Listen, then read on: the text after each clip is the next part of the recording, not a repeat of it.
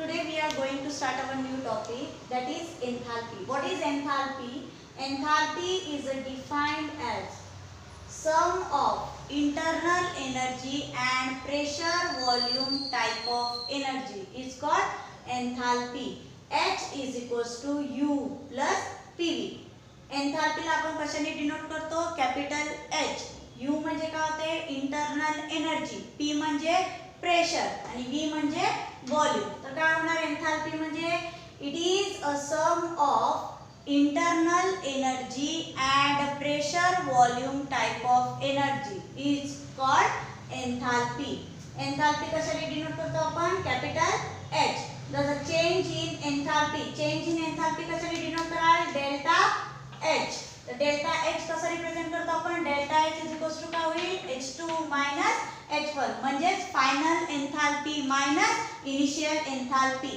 एंथॅल्पी third point, it is an extensive property. Extensive property म्हणजे it depends upon quantity of matter present in the system is called extensive property. Third point, it is a state function. State function म्हणजे it depends upon initial आणि final state of the system. हा फक्त कशावर depend राहणार? Initial आणि final स्टेटवर depend राहणार, पाथवर depend राहणार नाही. म्हणून याला काय म्हटलं आहे? State function. लक्षात आलं? What is enthalpy? Enthalpy is defined as sum of internal energy and pressure volume type of energy is called enthalpy. It is denoted by capital H. Change in enthalpy. Change in enthalpy कसं denote करायचं? Delta H. आणि represent कसं करतो आपण? Delta H is equal to H2 minus H1 म्हणजे final enthalpy minus initial enthalpy. Second point, it is an extensive property. What is extensive property? It depends upon quantity of matter present in the system. It's called extensive property. Enthalpy काय आहे? Extensive property. Third point, it is a state function. What is state function? It depends upon initial and final state of the system. हा फक्त कशावर depend राहणार? Initial आणि final state म्हणजे सुरुवात आणि शेवट त्याच्यावर डिपेंड राहणार, पाथवर डिपेंड राहणार नाही. त्याच्यानंतर next, derive the expression delta H is equal to delta U plus P delta V. हा डेरिवेशन आपल्याला डिराइव करायचा आहे. बघा फर्स्ट पॉइंट बघा, let H1 and H2 be the enthalpies of initial state and final state, then change in enthalpy is. काय म्हटलं? Capital H1 घेतला आणि कॅपिटल H2. एंथॅल्पीला कशाने डिनोट करतो आपण? कॅपिटल H नी. 1 कोणासाठी राहणार? इनिशियल स्टेट साठी. 2 कोणासाठी राहणार? फायनल स्टेट साठी. तर H1 काय आहे? Enthalpy for initial state. H2 काय आहे? Enthalpy for final state. तर काय होणार? Change in enthalpy. Change in enthalpy कशाने डिनोट करतो आपण? Delta H. डेल्टा H म्हणजे काय होते? Change in enthalpy. त्याला रिप्रेझेंट कसं करतो आपण? Delta H is equal to H2 minus H1 म्हणजे final enthalpy minus initial enthalpy. याला इक्वेशन 1 दिला आहे. त्याच्यानंतर लक्ष द्या खाली second point, let U1 P1 V1 be the internal energy pressure volume in initial state. 1 कोणासाठी इंडिकेट करतो आपण? इनिशियल स्टेट साठी. 2 कोणासाठी इंडिकेट करतो आपण? फायनल स्टेट साठी. तर आता इथे U1 म्हणजे काय होते? Internal energy for initial state. P1 म्हणजे प्रेशर फॉर इनिशियल स्टेट आणि V1 म्हणजे volume for initial state. Then according to definition of enthalpy, एंथॅल्पीची डेफिनेशन काय आहे? H is equal to U plus PV. काय डेफिनेशन एंथॅल्पीची? H is equal to U plus PV. याला आपल्याला initial state साठी लिहायचं आहे. इनिशियल स्टेट साठी काय यूज करतो आपण? 1. तर काय होणार इकडे? H1 is equal to U1 plus P1 V1. याला काय दिलं? इक्वेशन 2. लक्षात आलं? फक्त एवढं लक्षात ठेवा, इनिशियल स्टेट साठी 1 यूज करायचा आणि फायनल स्टेट साठी 2 यूज करायचा. त्यानंतर point, let U2 P2 V2 be the internal energy pressure volume in final state. आता फायनल स्टेट साठी काय यूज करतो? 2. U2 काय आहे आपला? Internal energy for final state. P2 काय आहे? प्रेशर फॉर फायनल स्टेट आणि V2 काय आहे? Volume for final state. Then according to definition of enthalpy, काय आहे एंथॅल्पीची definition? H is equal to U plus PV. याला फायनल स्टेट साठी कसं लिहाल तुम्ही? H2 is equal to U2 plus P2 V2. याला काय दिलंय आपण? इक्वेशन 3. लक्षात आलं?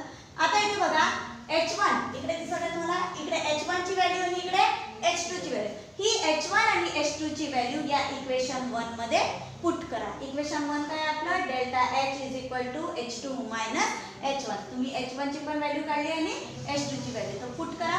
Put the value of H1 and H2 in equation 1. काय आहे इक्वेशन 1 तुमचं? Delta H is equal to H2 minus H1.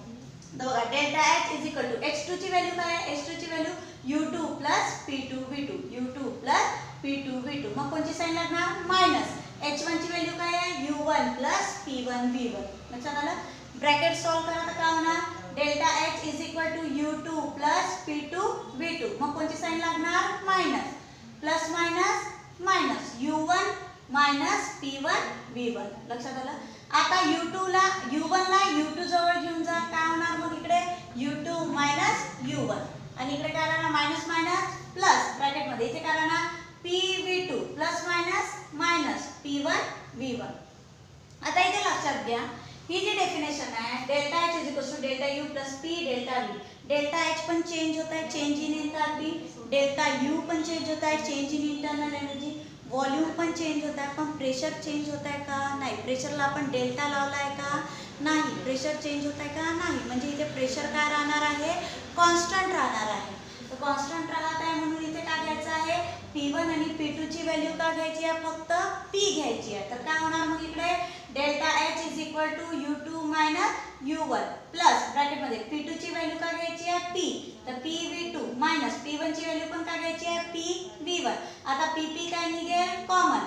Delta H is equal to U2 minus U1 plus PP काय निघाला? कॉमन. ब्रॅकेट मध्ये काय उरलं? V2 minus V1. तर इथे U2 मायनस U1 म्हणजेच काय होते? Delta U. V2 minus V1 म्हणजेच काय होते? Delta V.